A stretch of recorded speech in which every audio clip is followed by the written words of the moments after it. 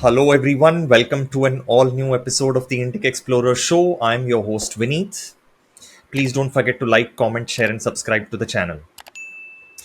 Now, many people, when they talk about Hinduism, we always talk about it as an ethnic religion, which is linked to India, Indian culture, and the larger Indic civilization.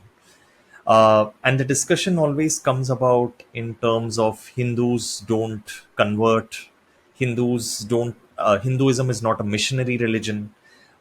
You have to be born into Hinduism. Only if you're born as a Hindu can you be a Hindu. So this is something that many people, Hindus and others, talk about Hinduism as in this sense.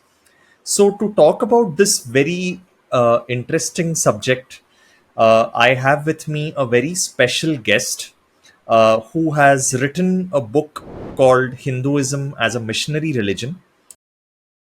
That is Professor Arvind Sharma. Namaste, Professor Sharma. Welcome to the show.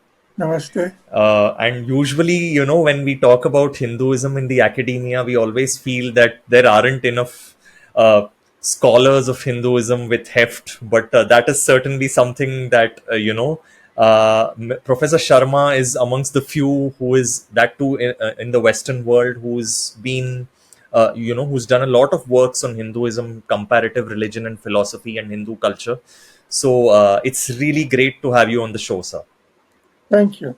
So let's dive into this topic. Firstly, I want to ask you, when you wrote this book, what piqued your curiosity and why did you write this book? Well, I was, of course, brought up on the idea that Hinduism is not a missionary religion. But then, when you study the history of Hinduism, you discover that Hinduism, as we know it, seems to have started in the region which now we now call Pakistan, in the Punjab and the neighboring area. So obviously, then, it had to spread from that part of India to the rest of India. So, how could it do that without being missionary in some sense? If it was not missionary, it could have remained confined to the Punjab.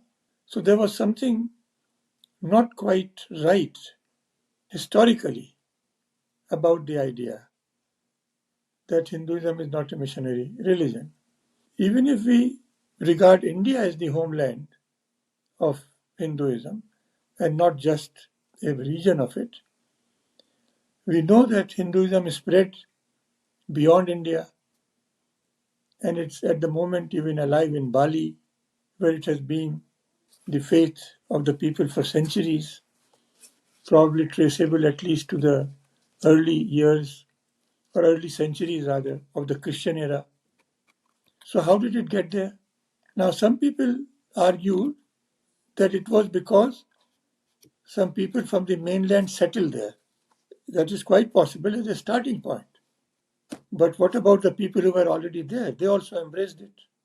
So, I had to revisit the whole idea whether Hinduism is a missionary religion or not. So I wanted to ask you, what do the scriptures really talk about in on this subject? And also, there's always been this thinking that Hinduism is a religion of seekers, right? So does that philosophically run counter in terms of, you have to be the person who has to take the interest in the philosophy rather than someone coming and delivering it to you? So what do you think about this? Yeah, that is true. But in Hinduism, of course, there is a sentiment that it should not be forced on anyone. But seekers can gather together. People seeking truth outside Hinduism can link up with people inside Hinduism seeking the truth. They are part of the same community. The fact that you, as a scientist, are seeking the truth does not mean that you can't form an association with other scientists who are also seeking the truth. The difference is that in this case, you have not gone out converting people to science. People interested in finding the truth have come to you. You have gone out to them in the sense that you want to join forces with them if they are seeking the truth, like you. So, what you are transferring, in a sense, or exchanging, is not belief, but the quest, as you do in science. I don't know whether that helps, but yeah. Yeah. Your first chapter of the book is very interesting because you start with the hypothesis of steel manning, right? In the sense that Hinduism is not a missionary religion. And then you go into your making your case. So it reminded me of the very old Indian tradition of doing Purva Paksha. Was that really the way you thought of it when you wrote that chapter? Very interesting. I did not consciously do it, but that's a very fine observation. Yeah, I did present the opposite view first, and as well as Correct. good, yeah. Or as So maybe, I mean, I don't know, maybe then you would have internalized it based on your study of Hindu philosophy in that way, and probably it came out that way. no, you see, I think if we make a distinction between a missionary religion and a proselytizing religion, then we might get to the core of it. Sure. Could you, yeah. That's your core hypothesis, right? So could you talk about how do you separate between missionary religion and proselytizing religion? How do you differentiate between the two? Yes. So a proselytizing religion is seeking converts. It has a certain set of beliefs and practices, and it wants others to join it, right? A missionary religion has a sense of propagating an idea. It has to have a sense of mission, and the sense of mission may not be one to convert others, but to share with others. I say, let us go back for this distinction to be seen in perspective. Let us go back in history to the earliest phases of the Abrahamic religious tradition and the Indic religious tradition.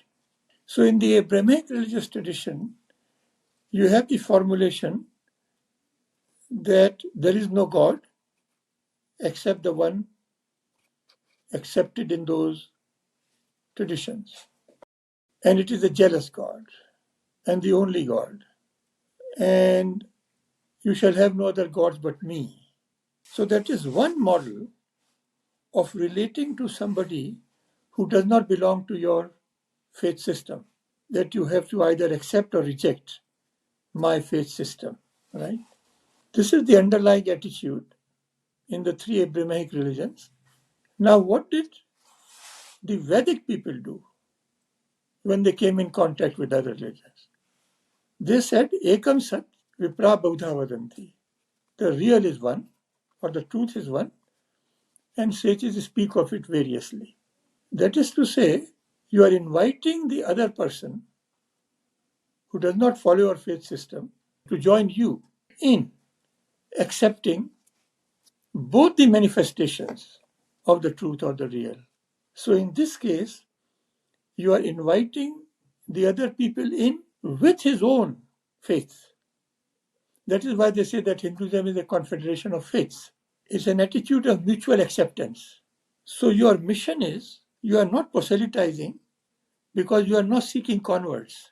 Your mission is that both the paths are valid. You can have a different sense of mission also, that all religions are valid, or any other sense of mission that the only role of religion is to do good to people, kind of thing. Right? But the Hindu sense of mission is that all gods are one, not that there is only one God. So you mean in a way the divinity is one while it will manifest in many forms. Yeah, but you see, yes, but all this discussion of how does it manifest itself in how many forms, they are secondary issues. The first point is acceptance. Suppose two people meet who have very different worldviews. Now, just two people meeting, they can say to each other, you either accept mine or I accept yours. This is the only way to move forward for both of us. The other attitude is to say, I accept yours, you accept mine. This is the first position. Now let us see whether we can theologize it in some way. But this will always remain the basic position that both the faith systems have to come together. I think one of the very interesting examples of this was the Battle of the Ten Kings. Can you talk about it in the context of what happened in the Battle of the Ten Kings? I don't know much about that. Of course, it's a very important event in the history of ancient India, especially Vedic India. I believe there were these two confederations, right? Or the Purus fighting the confederation. And they also had ideological differences. But I believe, as it has been presented, that after they had won, they did not reject the belief systems of the others, but invited them to join the pantheon, the, the collection of gods. And I believe they also fought and defeated a king more to the east, and he was also invited in. Correct. Yeah, The Bharata tribe, the yeah. Bharata tribe. They won, yeah, they won Yeah, the war. So Sanjeev so Sanyal, you Sanjeev Sanyal has a good explanation of this. Yeah, Yeah, correct. well, I've So been. it kind of, it's like an accumulation that is happening, and constantly the whole is changing and evolving because of the parts that are coming in. Yeah, That's the way I could kind of visualize that. I think that is. Uh, Yeah, that is the right way to look at it. It's the point is the basic point is: are we going to live together or not on mutual terms, not on terms of one party? And so once you decide, see, I mean, this seems a bit colloquial, too colloquial a way to approach the serious issue. But the whole idea of I am okay, you are okay, yeah, in religious terms, is what Hinduism is all about. Mutual acceptance, a fundamental mutual acceptance of the other person's right to follow the beliefs and practices others follow, and expecting the same right to be extended to you. uh, I want to ask you in the historical sense, because we always mention that Hinduism comes across the concept of conversion when the Abrahamic faiths come in contact. But what about the fellow dharmic faiths? When Jainism and Buddhism come, and they do spread, of course, through, I mean, people adopting those faiths. So, how does Hinduism at that time, how is the way in which Hindus process that, and then do they change in the way they approach this missionary aspect when they come in contact with Jainism and Buddhism? Yeah. Now, two attitudes emerged historically in relation to this situation. The one was to distinguish Vedic Dharma from these other dharmas. The other was to regard these other dharmas as extensions of the same Vedic Dharma. What I'm trying to say is that the attitude you have towards the other also depends on the attitude the other has towards you. And so the attitude which emerges of the Vedic tradition towards the other religions is very similar to what we have now in relation to Sikhism, right? Or Singh Sabha Sikhism. Hindus have no problem in accepting Sikhs as belonging to the same religious stream as they do. Sikhs may have a problem. Hindus had no problem in accepting the Buddhists as belonging to the same broad stream, or Jains. So this here we have the line, the dividing. It's a fluid line, and parties can change their position. Please remember that it's a confederation, and a confederation can undergo both fusion and fission. People can break apart from the confederation. No, we don't want to be part of it, or may want to join it, or may leave it and then want to join it, and may join it and want to leave it. So there will always be a dynamic aspect to the boundary of Hinduism. Who is wanting to leave, who is wanting to come in. And that is captured in the relationship of Hinduism to Buddhism, Jainism, and Sikhism. No, there are two aspects to it. The one which you mentioned about going to Southeast Asia, and the other is foreign invaders especially in the early period, the Huns, the Shakas, the Indo-Greeks, the Indo-Persians, they all eventually, all of them came into Hinduism, right? They all melded into the larger Hindu universe eventually, over many centuries, but that did happen. How was that? How did Hinduism negotiate with both these instances? And Southeast Asia is a very popular example. How did it actually spread? Like, were there any seers who went there, or was it just cultural diffusion? How did that actually happen? Yeah, okay. I'll I'll start, or I'll make my attempt to answer your question by sharing with you the experience of a colleague of mine. So the colleague says he went to the celebration of the Mahavir Jayanti somewhere in America. And the population of the Hindus at the meeting outstripped the Jains. What does it mean? That no distinction was being drawn in the minds of those Hindus, at least, between Jains and Hindus. This is how Hinduism went to other. It did not draw a distinction. It saw those gods also as a part of the larger pantheon. Now, there is an example of this even from the West. When the Greeks came to India, the early Greeks, this is after Alexander's invasion, they drew up a correspondence between their own gods and Hindu gods.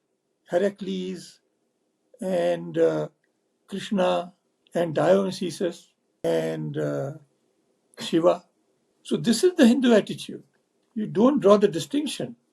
You see that the problem Hinduism has with the Abrahamic religions is that because they have drawn their line so firmly about who is inside and who is outside, Hindus, if we go beyond the political and more recent history, the political dimension of the issue, would not have any problem in accepting these other religions as part of the same broad tradition, but it will have to be mutual, the acceptance.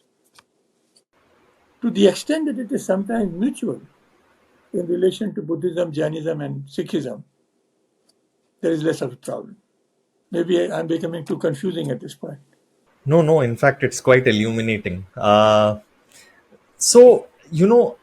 this sense, after the invasions happened, that broad definition, like many people have this thesis that the self perception of Hinduism, the way an average Hindu perceived Hinduism, was very decentralized.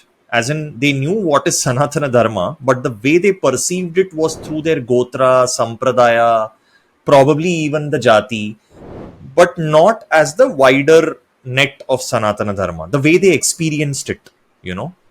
But when that differentiation happens with the 10th century onwards, from the 10th century onwards, do you think that self perception of Sanatana Dharma is actually linked to that period, or was that perception there even before? So the people, the thinkers of this land, and presumably we could call them Hindu, though anachronistically, were always aware that their tradition is an extremely plural tradition. So we find a verse in the Kurma Puran that in India, it says specifically in India, women and men, women first, belong to different groups. The word varna is used, but not four varnas, nana varna, different social groups. They worship different gods and they perform different rituals. Even in the Atharva Veda, the poet expresses a sense of marvel that this earth upholds people who follow different lifestyles, different faiths. The word used is Nana Dharma. So Hinduism is really Nana Dharma. It's a plural tradition. So it has an awareness of its own plurality from its almost very inception. I'll give you a striking example of this. Ask any scholar, how many gods are there in the Rig Veda? No one will be able to tell you. Okay, now come to modern Hinduism. Can you tell me how many gods are there in Hinduism today? The popular answer is 33 crores. So that's a general, is a round figure. It's The a idea, metaphorical number. yeah, the idea is many. Yeah. So, you know, you mention a lot of historical aspects of it. But what do you think is the impact of your thesis on modern Hinduism and Hindus themselves? Should their self perception of it not being a missionary religion change in the sense? Should they? What do you think about this? Yeah, I think modern Hindus should realize that they are not a proselytizing religion. They don't force, their sets of beliefs and practices on others, but it has a sense of mission. And that sense of mission is that you need not possess a singular religious identity, that you can follow more than one religion at a time without any sense of transgressing any boundaries, just as you can read Keats and Shakespeare at the same time. This is a sense of mission. Give you an example of this. There is a Jewish rabbi, Richard Rubenstein by name. I think he's no longer with us, though I've had the privilege of meeting him. Now, he was a rabbi, Jew, but he gradually became disenchanted with the aspect of Judaism which insists that God acts in history. Because he felt that if God acts in history, then God is responsible for the Holocaust. So, how can he believe in such a God? So, he's one of the so called death of God theologians. Okay. This greatly disturbed him because this meant that he was not being a good Jew. So, he shared his misgivings with his wife. His wife had an Indian friend. They were teaching at the same university. So, she shared with her Indian friend. And the Indian friend said, this Indian Swami has a way of dealing with these problems. Maybe you should put your husband in touch with the Swami. So it so happened that Swami Muktanand was traveling in the USA at the time, and a meeting was arranged between the two. So when they met, Swami Muktanand says to the rabbi, I hope you don't believe in your religion. I don't believe in mine. And the rabbi says this was like a Zen moment for him. It completely changed his consciousness. It takes about half an hour to describe his encounter in detail. It was a life-changing moment for him. Now, this is very Hindu, right? Yeah. And this is the mission. And like I also feel that sometimes the complexity of Hinduism, because Hinduism is not this one book, it's like a library of books, right? So there are so many different ways to experience Hindu philosophy that when something comes with a very singular approach and it tries to, let's say, pinpoint or attack one aspect of Hinduism, there is another aspect which is exactly contrary to that. Yes. So it kind of liquefies anything that tries to counter it in that way. What do you think about this? Yeah, but that is because of pluralism. If you go in, okay, when you consult a textbook, you get a set of propositions, what that field is, and so on. But what happens when you consult an encyclopedia? You get all sorts of contradictory entries, right? In terms of this comparison, Hinduism is more like an encyclopedia than a textbook. Judaism, Christianity, and Islam are like textbooks. Hinduism is like an encyclopedia. Now, this has a very important philosophical consequence. No position in Hinduism can be final, including this one. Yeah, I understand what you mean. Therefore, within Hinduism, people can make exclusive claims. Within Hinduism, people can make exclusive claims, but Hinduism can't make exclusive claims because it has to remain a system in which even exclusive claims can be made. But if it makes an exclusive claim, it can no longer be a system within which even exclusive claims can be made. Shaivites can still say Shiva is the supreme God. Vaishnavites can still say Vishnu is the, and yet be part of the Hindu tradition. You can make those claims within a subsystem and still remain in the larger system. I mean, And no wonder, Professor Sharma, no wonder the West doesn't understand, because this complexity is not going to be easy for someone who is not experienced in person, right? Well, In a way. I'll give you an example from modern times. We have various political systems, totalitarianism, one party system, whatever. And you have democracy, right? Now, in a democracy, both in America and in India, the Communist Party can be a party when the avowed goal of communism is to overthrow democracy and establish the dictatorship of the proletariat, right? But now comes the catch. You can allow communism, a communist party, to exist in a democratic system, but you can't allow it to take over the democratic system, because then your pluralism is lost. This is the limit to tolerance in democracy and in I, Hinduism. I hope I am making the point clear. yeah, absolutely. I got your point. As long as you accept the other's right to exist as well, you can, within your own, space, even make exclusive claims. Yeah, Uh, like, I also, a lot of people talk about Charvakas, right? And from a modern lens also, Hindus who say that we are cultural Hindus, or you would have heard this terminology, I think Rajiv Malhotra also talks about it: spiritual but not religious, Hindu spiritual but not religious.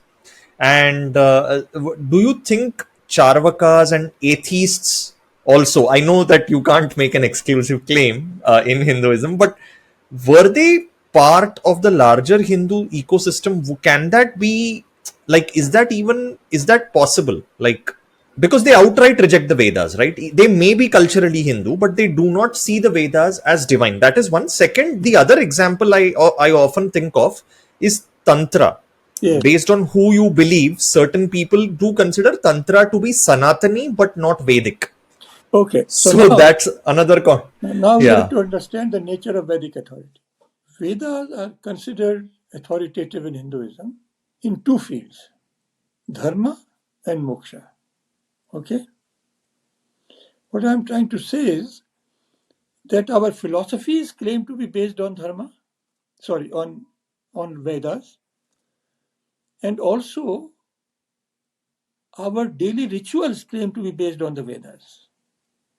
Our sanskaras, by which we get married or are cremated, yeah, are also based on the Vedas. So now here you get two levels. You can be a Hindu in terms of your life cycle, your passages in life, right? Your sanskaras being performed according to the Vedas, but you can believe anything you like. You may not accept Vedas as authority in terms of your thinking at all, right? But you can still be a Hindu in this sense, dharma, in this meaning, in this specification. On the other hand, you may also claim that your point of view is reflected in the Vedas. I'll give you an example of the Charvakas. Charvakas say there is no consciousness after death. They have been known to proof text this in terms of the Vedas by statement in the Upanishads.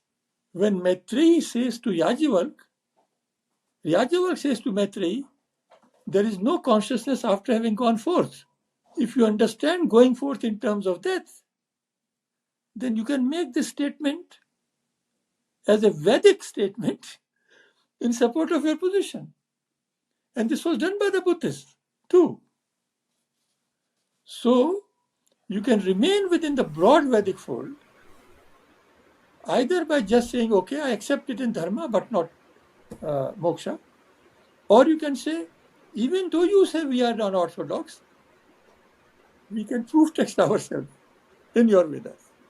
In a way, this goes to show that belief is kind of less important than practice. In Yes, that sense, would it be right to say that Hinduism would have an orthopraxy rather than an orthodoxy? yes, that's a good point.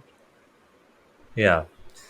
And, also there are a lot of neo Hindu traditions, although they are very varied, like Arya Samaj, ISKCON, You would have Ramakrishna Mission, Brahmo Samaj, and all of these, of course, they have adopted modern techniques in terms of, if I may use the word, spreading the word, right? Yeah. Chinmaya Mission, like they do. It's not that only people come to them; they also go seeking, like they do community outreach and go seeking for people. It might not be forced or like incentivized or anything like that, but they do reach out to larger communities of non-Hindus as well. So, where do you see in the neo-Hindu or in the modern, like in the last 2 centuries, especially post-British era in India, where do you see that missionary aspect of Hinduism? How do you think that has changed? It has not changed, actually. Let us look at it, which at the moment is totally irrelevant. But example I'm going to give you would appear on the face of it irrelevant. The example is an American and an Indian meet, right? And so the American says, I believe in egalitarianism, equality, right? But the Indian says, it is your view that everyone should be equal. And my view is everybody should be unequal. This is a particularly perverse Indian. Okay. And your view is your view, and my view is my view. How is your view morally superior to mine? Right? But view, why is the argument for equality superior to an argument by inequality? Because when you claim equality, you claim equality for both the people equally. But when you claim inequality, the proposition is different. This is where Correct. the Hindu sense of mission of these modern movements comes. That is, when you are asking for equality, you are not asking for your position in society to be maintained. Yeah, you are asking for all positions to be open, including yours. Similarly, when Hindus are saying all religions are true, all religions are valid, yeah, what they are saying is my religion and your religion are the same footing. This is my mission. My mission is not to push my religion, but this position that we are equal. So, in that sense, Hindus doing the outreach is in a way to assert that position of equality in itself. Exactly. That makes like that's a very good way of put, like, yeah, that makes a lot of sense. That's what Mahatma Gandhi called the equality of all religions. Correct. And I also want to ask you with regards to homecoming. Jisko people say ghar wapasi, in the sense that people who have lapsed into other religions and then they are coming back. Hmm. Would that also be part of this missionary aspect of it? In the sense that one is seeking new people, the second is someone coming back. What do the scriptures say generally about people coming back as well as spreading the word? How do they talk about it? Well, the scriptures, we should keep the scriptures out for a minute. Yeah? Let's get our terms right. We have to distinguish between conversion and reversion. Okay. If you have been a Hindu or your ancestors were Hindus and they changed to another religion and now you want to come back to your original religion, then that is reversion from the Hindu point of view. Conversion would be to a religion to which you or your ancestors did not belong. So this is one point. The second point in conversion is that you do not convert, as we discussed earlier. When you convert to Hinduism, quote unquote, you do not convert to Hinduism, but for the position that all religions possess the power to take you to the ultimate reality. And then you might say, if all religions have the power to take you to the ultimate reality, why don't you join my religion? To which the Hindu answer is, if it is not necessary to change, it is necessary not to change. Okay. Can you expand on that? Like, if it's not necessary to change, It is necessary then not to change in the sense that you can access got it. the other tradition where you are if you take the Hindu position. When you convert to Hinduism, quote unquote, you just join the flock and you bring everything you have with you. That's why it remains Yeah. plural. That's why it celebrates plurality rather. Right.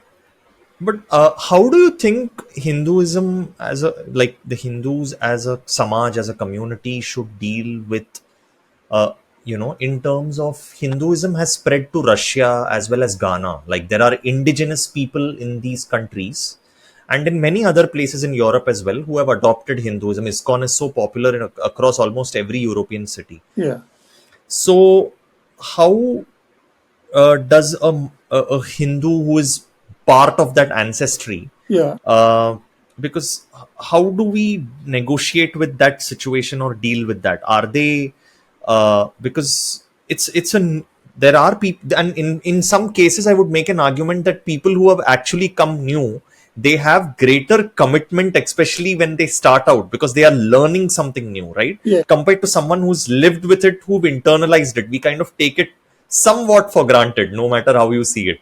yes. So, what do you think about this subject? No, we should accept them fully. Let me explain. See, there is an ethnic component in Hinduism, yeah, but that does not compromise its universalism. Let me explain it further. Universalism can be of two kinds. You might call it smooth universalism and granular universalism. Look, if you're standing in a field, we look up at the sky, cloudless sky. The sky is all one, right? It's there everywhere, it's universal. This is a smooth universalism. You might call it celestial universalism. Look at the earth around you now, lower your gaze. The earth is also all around you. It is also universal, but it has ups and downs.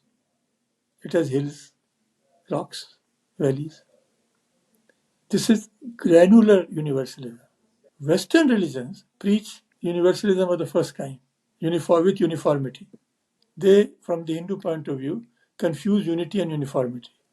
From the Hindu point of view, just as there is Hinduism in Bengal, there is Hinduism in Kerala, there is Hinduism in Russia. And I also give you you might call a mythological justification for this. Many Hindu seers have argued that at one time Hinduism spread all over the globe. So from this point of view, they are all reverting. Yeah, so that kind of actually is basically just homecoming in that sense, if you Yes, look yes. at it If from you want that to look, lens. yeah. I mean, I'm just there is a How, strand within Hinduism. Sorry. Yeah. yeah, because you mentioned about missionary aspect of it. How, and when you look at it from a person who's wanting to adopt Hinduism in the modern world, many times people ask this question: what will be my gotra? What will be my jati? Sampradaya I can still choose, Hmm. but since I'm not born, what happens? How does one negotiate with that? Well, there is the Kashyap Gotra for anybody whose Gotra is not known. If you want to talk strictly in that frame of mind or frame of reference, there is the Kashyap Gotra. And as for the Varna and Jati should be a problem, but I'll come to that later. Varna is from a root which means to choose, whatever your profession. So this is a very interesting point. What is the point in these Varna distinctions? That what is appropriate for one Varna is not appropriate for another. The Brahman cannot drink liquor, the Kshatriya can. Right? This is Hinduism's way of regulating life in the best possible way. To recognize that different occupational communities have different do's and don'ts. This is the logic. This is the entire logic of Varnashram Dharma. What is appropriate in one stage of life may not be appropriate in another. As a student, you are supposed to be a celibate. As a grihast, you have to produce children. You see what I'm saying? There's Correct. a very common misconception about Hindu ethics that it is particularistic and Yeah. only Varna and Ashrama and all that. No. As I see it, or at least I have a slightly different view on this matter. The difference between Western ethics and Hindu ethics is not that Western ethics is universalistic and Hindu ethics is particularistic, only particularistic. Hindu ethics is both universalistic and particularistic, and the Western is universalistic. This is the difference. Because we have the category of Samanya Dharma. There are 4 words used for this concept: Samanya Dharma, Sadharana Dharma, Samasik Dharma, and even Sanatana Dharma, of Okay. duties common to all human beings, like truth, non-violence, compassion, and so on. And you were mentioning about jatis as well. That's a little more complicated. So the jati, you can always say manav jati. That is also a jati. There is, this is what I find fascinating about Hinduism. There is always an out. Like I'll give you an example. A boon can be broken, and a curse can also be broken. Like there's no finality in that sense, right? Everything is Yeah. very moldable. Yeah, but is there finality in life? See, Hinduism is life, presents life. Yeah. But do you see, because, a lot of Hinduism, like I said, is very decentralized, right? People's way of experiencing Hinduism is very, like, it's very specific to their area, sampradaya, so many other micro identities. Do you see a common sense of like, of course, there is a Sanatana Dharma and there are certain, commonalities. But do you see in the future, it's a little bit of crystal ball gazing, that commonality becoming more prominent, or do you see the status quo continuing? Okay, it's a very good question. Let me back up a bit. And again, I'll start by answering the question in a way you would think I'm not answering the question, okay? What is the basic feature of the Abrahamic tradition and the Indic tradition? The Abrahamic tradition, with its prophets, with its revealed books and all, tends to be authoritarian. And its problems come from that. What I'm trying to say is that these are basic features of the tradition, and it both has a plus side and a minus side. Problem with Indic traditions is the opposite. They are libertarian. So the plus side of that is tolerance and pluralism and all. The minus side is that these communities find it hard to act in concert, Correct. which you see in Hinduism. Absolutely. Now you can see the significance of Swami Vivekananda's statement. If all the Hindus of the world performed one rite together, RITE, Hindus will become invincible. Wow, that's a fantastic point. I fully agree with this. So we are so diverse, right? We revel in our diversity that when it comes to concerted action, we have Exactly. problems. Then, yeah, This yeah. is, Go on, go on. so it seems to me, now I can answer your question, that I think now there is a growing recognition in the community that we have this problem and that we should learn to act in concert, act together. So I think, I do not know whether the community will move in that direction or not, but I can say that perhaps it should move in that direction. Yeah, like I've always thought of this, that there should be some either academic or general social discourse on the concept of what constitutes a Sanatani Samaj, and how, at least for Yes. socio-cultural action, like you might have philosophical and theological diversity, but You need a forum which might debate what constitutes Sanatana. You must have a absolutely. forum. Philosophically and That is, theologically, you may be divergent, but socio-culturally, like, for doing community action, like for a tree plantation drive, does it matter whether you're an Advaitin or a Vishishta Advaitin? It doesn't. Finally, I want to come to the crux, like the last question, because you mentioned about missionary and proselytizing. Uh, it's a counter question in the sense that when in today's world, by and large, in most free democratic liberal countries, where proselytizing is allowed, like you can go and seek converts, is it wrong if Hinduism proselytizes without, when I say proselytize, without force, duress, or incentives, but just goes seeking for people? What's wrong in that if it does that? should should Hindus Yeah, consciously seek to yeah, convert people? without force. So I'm removing that exception out, force or incentivization, Yeah, but just seeking, yeah, spreading without the the use word. of force. Yeah, this is a very difficult question for me because I haven't thought about it earlier. But let me Yeah, speak yeah, yeah. aloud. We can seek converts to the view. that all religions are true, Correct. right? Just as we want to spread democracy, we don't want to tell people how to vote. Right. Similarly, we say all religions are true. You choose your religion, specific if you want. And this is just as the West wants to promote democracy, we can promote Hinduism in this sense. Yeah, like every view is legitimate, but I also like the fact that in this conversation you once mentioned that, like, many people kind of assume that Hinduism is anything goes, or it's moral relativism. You did say that while both sides are equally legit, like they can have their own view, there might not be, it's not like there are multiple truths. That whole story of Anekantwad, where multiple blind people touch different parts of the elephant is still one. It's not like there are 10 elephants. This Yeah. is a this is No. this part I really was one of my key takeaways from this conversation. Yeah. So now the response to that is, again, I'll start in a way which seems as if I'm not answering the question. So you have a TV. Have you seen a TV? You have a TV Yeah, in your house, yeah, right? You can see the TV from any angle. So why do you sit in front of it? is the best view. Right. All positions are valid, but relatively, some may More be about it. more oriented to serving our purpose at that time. For the repairman, the back is important.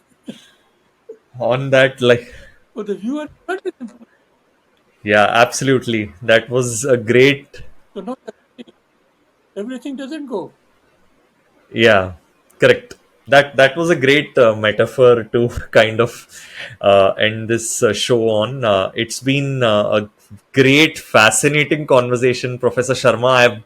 I can't tell you how much I have wanted you to come on this podcast, like, because I've followed your work, and I felt like you put in a lot of, your work has so much of academic rigor, and we need more people like you so badly to understand Hindu theology with a very academic perspective. Sometimes we disconnect because of our beliefs, we are so wedded to them. We kind of don't, in the academic aspect as well, we come with that point of view, but without taking the academic way of expressing that theology. I think that is so crucial and critical, and you've done great work. And I truly appreciate you coming on this show, sir. Well, thank you very much for having me. Okay. With that, we come to the end of the show. Please don't forget to like, comment, share, and subscribe to the channel. Until next time, see you around, everyone. Signing off.